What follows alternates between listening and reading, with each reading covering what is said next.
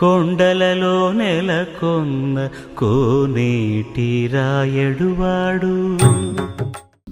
ఓం నమో నారాయణాయ.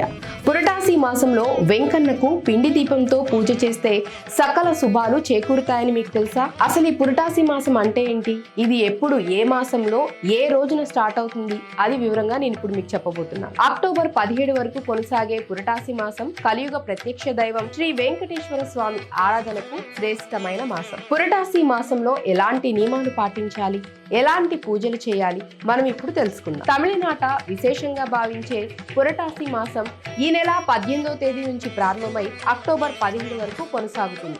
పురటాసి మాసం కలియుగ ప్రత్యక్ష దైవం శ్రీ వెంకటేశ్వర స్వామి ఆరాధనకు చాలా శ్రేష్టమైన మాసం. 12 మాసాలను కలిపి ఒక సంవత్సరం అంటారు.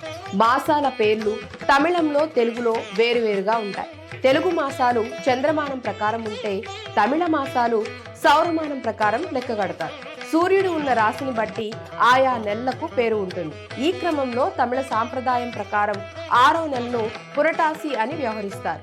దీనినే పురటాసి పెరుమాళ్ అని కూడా అంటారు. పురటాసి ఎందుకంత ప్రత్యేకం? శ్రీ మహావిష్ణువు శ్రీనివాసునిగా ఈ మాసంలోని శ్రవణ నక్షత్రంలో అవతరించిన మాసమే పురటాసి మాసం అని వెంకటాచల మహత్యం ద్వారా తెలుస్తోంది.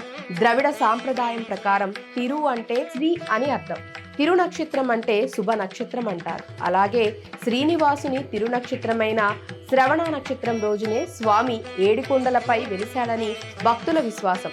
ఇదే విషయం శ్రీ వ్యాస మహర్షులు రచించిన శ్రీ స్కంద పురాణంలో ఉన్న వైష్ణవ ఖండంలోని శ్రీ వెంకటాచల మహత్యంలో స్పష్టంగా చెప్పబడింది. పురటాసి మాసంలో వెంకన్నను ఇలా పూజిస్తే సకల శుభాలు కలుగుతాయి. శనివారాలు చాలా ప్రత్యేకం. ఈ మాసంలో వచ్చే అన్ని శనివారాలు శ్రీనివాసునికి ప్రీతికరమైనవి. ప్రత్యేకించి 3వ శనివారం మరీ ముఖ్యమైనది. ద్రవిడ సాంప్రదాయాన్ని పాటించేవారు ఈ మాసంలో వచ్చే అన్ని శనివారాలు వెంకటేశ్వర స్వామిని విశేషంగా ఆరాధిస్తారు. ప్రతి శనివారం వెంకటేశ్వర స్వామి వారికి పిండి దీప సమర్పణ ఎంతో విశేషంగా జరుపుకుంటారు. అన్ని శనివారాలు చేయలేని వారు 3వ శనివారం మాత్రం తప్పకుండా శ్రీనివాసునికి పిండి దీపాన్ని సమర్పించి పూజిస్తారు. పిండి దీపం ఎలా వెలిగించాలి?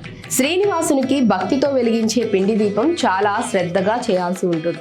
ఇందుకోసం 3 గంటల ముందే పావుసేరు బియ్యాన్ని నీటిలో 3 గంటల పాటు నానబెట్టి ఉంచుకోవాలి. తర్వాత నీళ్లను వడగట్టి బియ్యాన్ని నీడన ఆరబెట్టుకోవాలి. ఈ బియ్యాన్ని రోటిలో కానీ మరలో కానీ మెత్తని పిండిలా పట్టించి ఉంచుకోవాలి.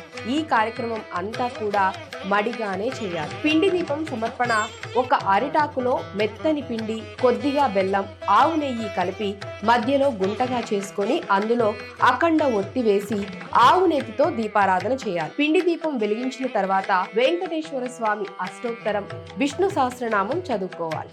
అనంతరం స్వామికి ఇష్టమైన చక్కెర పొంగలి, మిరియాల కట్టు పొంగలి నైవేద్యంగా సమర్పించాలి. మనసులోని కోరికను స్వామి సమక్షంలో చెప్పుకొని కొబ్బరికాయ కొట్టి నమస్కరించుకోవాలి. గోవింద నామాలు చదువుకోవాలి. పిండి దీపం కొండెక్కిన తర్వాత పిండి దీపాన్ని ప్రసాదంగా తీసుకోవాలి. అన్ని శనివారాలు చేయలేకపోయిన వారు 3వ శనివారం తప్పకుండా చేయాలి. ఇలా శ్రీనివాసునికి పురటాసి మాసంలో పిండి దీపాన్ని సమర్పిస్తే స్వామి అనుగ్రహంతో సకల శుభాలు చేకూరుతాయని శాస్త్రవచనం. శ్రీమన్నారాయణుడు శ్రీనివాసునిగా వెంకటాచలంపై అవతరించిన శుభ సందర్భంగా ఈ మాసంలో 7 కొండల వానికి బ్రహ్మోత్సవాలు జరుగుతాయి. ఈ మాసంలో జరిగేటటువంటి బ్రహ్మోత్సవాల వైభవం కళ్ళారా చూడాల్సిందే. ముఖ్యంగా బ్రహ్మోత్సవాలలో 5వ రోజు జరిగే గరుడ సేవ తిలకించటానికి 3,000,000 దేవతలు భూమిపైకి తరలి వస్తారట. పురటాసి వ్రతం చేసేవారు పాటించాల్సిన నియమాలు కొన్ని చూద్దాం. పురటాసి మాసంలో శనివారాలు పిండి దీపం చేసుకునేవారు కొన్ని నియమాలు పాటించాల్సి ఉంటుంది. అవేమిటో ఇప్పుడు చూద్దాం. ప్రతిరోజు సూర్యోదయానికి ముందే నిద్రలేచి తలారా స్నానం చేసి శ్రీ వెంకటేశ్వరుని సుప్రభాతం పఠించాలి. 30 రోజుల పాటు నుదుటున తిరునామం ధరించాలి. నిత్య పూజ పూర్తయ్యే వరకు ఉపవాసం ఉండాలి. ఏకభుక్తం, భూశయనం, బ్రహ్మచర్యం తప్పనిసరి.